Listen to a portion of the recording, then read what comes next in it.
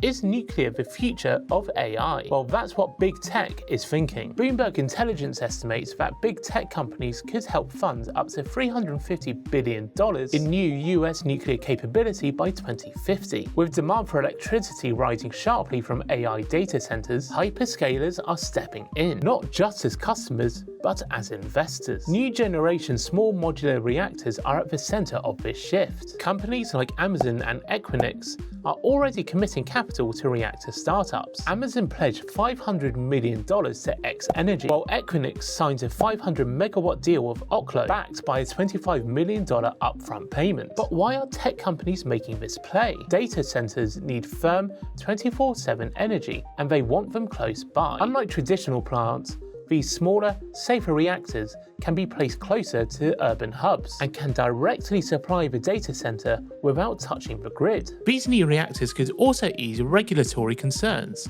particularly for behind-the-meter contracts. This behind-the-meter model is key, as it bypasses long interconnection queues, cuts transmission costs, and gives hyperscalers autonomy. The Public Service Enterprise Group estimates that this could save up to $7 per megawatt hour by avoiding traditional grid upgrades. Even more, tech-led funding reduces risk for nuclear developers. Constellation Energy, for example, struck a 20-year agreement with Microsoft to revive a shuttered reactor in Pennsylvania, while in South Carolina, construction of reactors could be completed if a tech consortium steps in. However, utilities are cautious. Many are reluctant to absorb the financial and regulatory risk of these first-of-a-kind projects, especially with costs running $10 billion or more per unit. Subsidies may be part of the mix. Proposals tied to a $400 billion federal green fund include up to $67 billion in loan support for nuclear construction. Bloomberg Intelligence's scenario shows that the US could add 63 gigawatts of new nuclear capacity by 2050, with costs potentially falling